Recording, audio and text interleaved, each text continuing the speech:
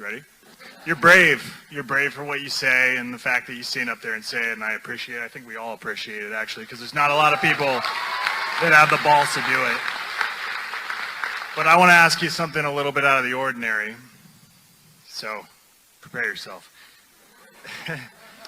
At this point, we're living under corporate and medical fascism. This is tyranny. When do we get to use the guns? No, and I'm not, that's not a joke. I'm not saying it like that. I mean, literally, where's the line? How many elections are they going to steal before we kill these people? So, no, no, hold on. No, stop, hold on. And now I'm going to denounce that. I'm going to tell you why. Because you're playing into all their plans, and they're trying to make you do this. That's okay. Just hear me out. You started with a compliment, so at least give me a little bit. They are trying to provoke you and everyone here. They are trying to make you do something that will be violent, that will justify a takeover of your freedoms and liberties, the likes of which we have never seen. We are close to have, hold on, we are close to have momentum to be able to get this country back on a trajectory using the peaceful means that we have at us. So to answer your question, and I just think it's, overly blunt, we have to be the ones that do not play into the violent aims and ambitions of the other side. They fear, let me say this very clearly, they fear us holding the line with self-control and discipline, taking over school board meetings. They're the ones that are willing to use federal force against us. And I know that people get fired up. We are living under fascism. We are living under this tyranny. But if you think for a second that they're not wanting you to all of a sudden get that next level where they're going to say, okay, we need Patriot Act 2.0. If you think that, Waco is bad, wait till you see what they want to do next. What I'm saying is that we have a very fragile balance right now at our current time where we must exhaust every single peaceful mean possible. Yikes. I've said this many times, I'll say it again. They are not with you. To my conservative audience, it is very unlikely that Charlie Kirk actually believes the election was stolen. What is more likely is Charlie Kirk is a businessman, and like any businessman, you always look for opportunities to make profit. There's a lot of profit to be made by stoking people's emotions regarding people who think the election was stolen and people who have all kinds of, shall we say, dramatic concerns about certain issues going on in this country. All the typical Republican media narrative, critical race theory, election stuff, anti-vax, freedom, freedom, freedom. Here's the bottom line. There's a huge business opportunity in right now pandering to a lot of things that are really sort of jazzing up people on the right. All these topics that I just mentioned. So Charlie Kirk can make a lot of money by going along and we don't know what happened to the election, but we should look into it. And the Democrats, they don't want you to look into things, and that tells you right there. If there was nothing there, then they would want to look into it, right? And people are like, yes, yes, yes, right? You just lean in and feed into it. Roger Stone will tell you all about that. He's very good at this stuff. I was watching a documentary where he basically admits that he looks at these kind of people, Trump supporters and folks like that. I think he referred to them as the unsophisticates, which is basically a fancy way of referring to them as idiots. So people like Roger Stone just looks at them as useful idiots that he can manipulate.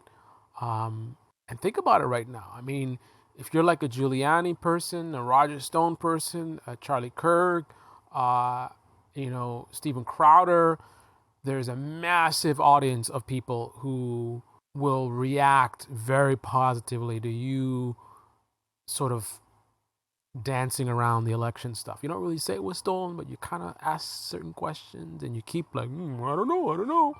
A lot of money to be made and celebrity. I mean, you get along as a big profile person, so politicians as well. You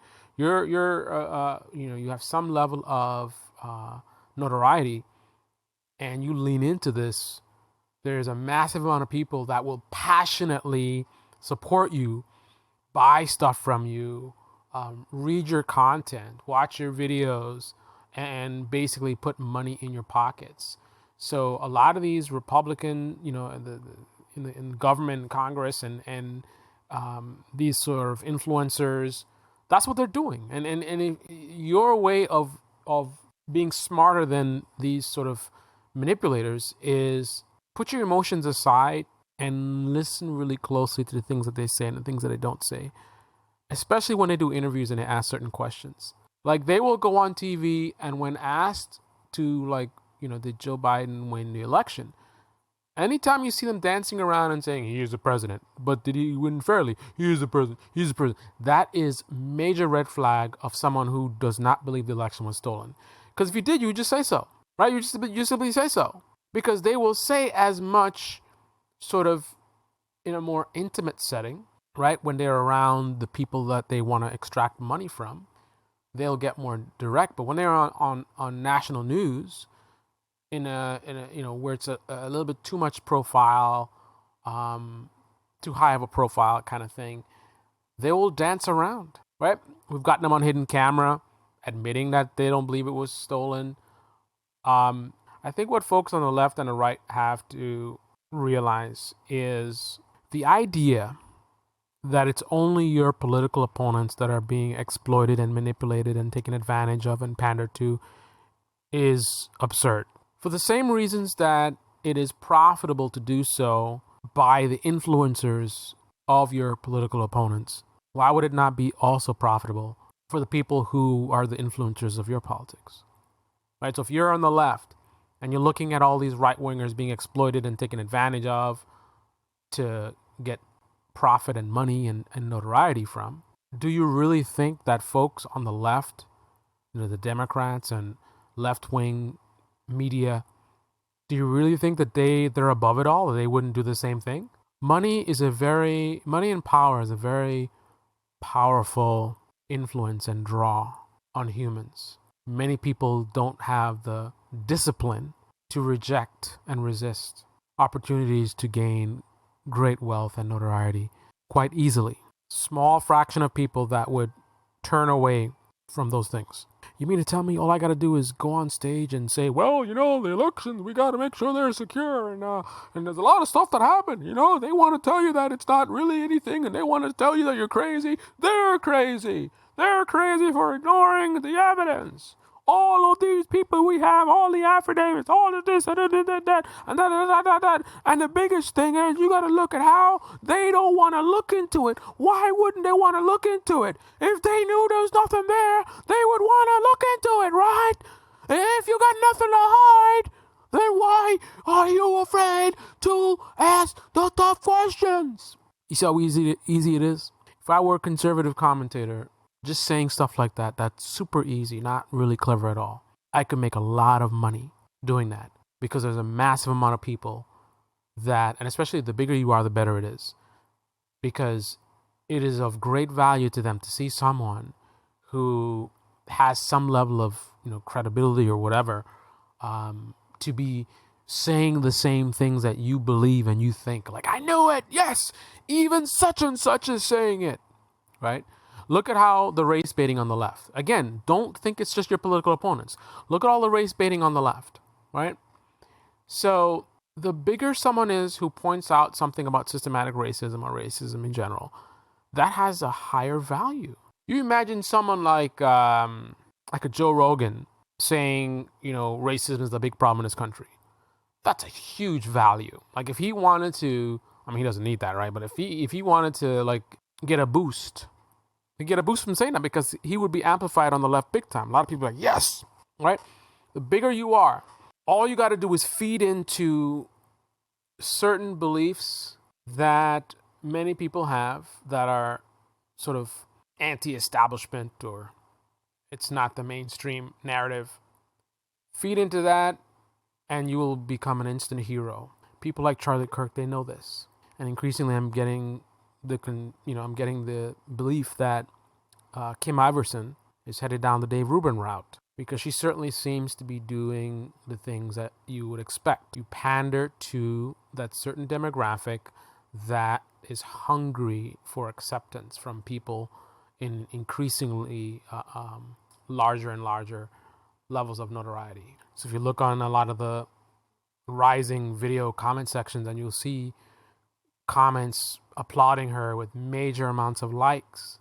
That's a group of people who feel underrepresented. And the larger you are, if you validate their beliefs, you will be so rewarded, looked at as a hero when you're standing out and telling the truth and saying the stuff other people are afraid to say. Now, legitimately, that is a thing. It doesn't have to always be exploitation. Because, for example, there's a lot of things that are being covered up and not covered by mainstream media. You look at horse pace, lab leak, for a time, Biden's ratings, the border crisis, so many things that aren't being covered, aren't being discussed, natural immunity, right?